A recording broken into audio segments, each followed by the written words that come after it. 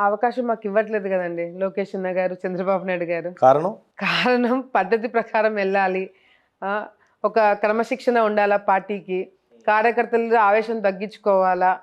వాళ్ళు చేశారని మనం కూడా చేయకూడదు. మనం రాష్ట్ర అభివృద్ధి గురించి ఆలోచించాలా. మన పనుల గురించి ఆలోచించాలా అని చెప్పే కదా, మంచి మాటలు చెప్పే కదా మమ్మల్ని డైవర్ట్ చేస్తున్నారు. లేకపోతే ఈరోజు వైసీపీ నాయకులు బయటకు వచ్చి మాట్లాడే పరిస్థితి ఉండేదా అండి?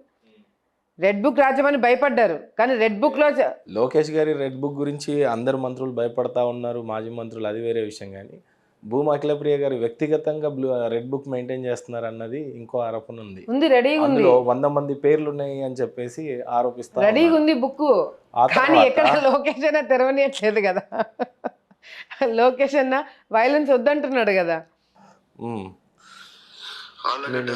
ప్రస్తుత శాసనసభ్యురాలు నిన్న ప్రెస్ మీట్ పెట్టి ప్రెస్ మీట్లో మాట్లాడుతూ నాకు ఎర్ర బుక్ ఉంది, నాకు కూడా ఎర్ర బుక్లో 100 మంది పేర్లు ఉన్నాయి అని చెప్పి ప్రజల్ని, నాయకుల్ని భయపడించే ప్రయత్నం చేస్తూ ఉన్నారు. నేను ఒకటే చెప్తున్నా, ఆళ్ళగడ్డలో ఎవరుని ఎర్ర బుక్కులకి, పచ్చ బుక్కులకి భయపడే వాళ్ళు లేరు. ఆళ్ళగడ్డలో తీవ్ర స్థాయిలో ఫ్రాక్షన్ ఉన్నప్పుడే ఎదుర్కొన్న కార్యకర్తలు, నాయకులు అందరు కూడా ఉన్నారు. అన్ని విధాల ఇబ్బందులు పడే ఈరోజు ఇంత దూరం వచ్చాం. ఎవరు నీ బెదిరింపు తాటాకు సపోర్ట్లకు కుందేళ్ళు బెదురుతాయో కానీ ఆళ్ళగడ్డ ప్రజలు బెదరరు. అనవసరమైన మాటలు మాట్లాడద్దు.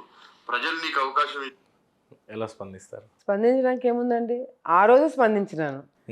ఆ రోజు కూడా రెడ్ బుక్ అంటే చాలా మంది దీంట్లో ఎవరినో కక్షపూర్తికంగా మేము పెట్టాలా, వాళ్ళని ఇబ్బంది పెట్టాలని చెప్పి అనుకుంటున్నారు. ఎవరైతే లోకేష్ అన్న చాలా క్లియర్ గా చెప్పినాడు, చంద్రబాబు నాయుడు గారు చాలా క్లియర్ గా చెప్పినారు, ఎవరైతే రాష్ట్రానికి అన్యాయం చేశారో, ప్రజలకు అన్యాయం చేశారో, ఎవరైతే అవినీతి చేసినారో వాళ్ళని రెడ్ బుక్ లో పెట్టడం జరిగిందని అన్నారు. అదే పక్కగా నేను చెప్పడం జరిగింది.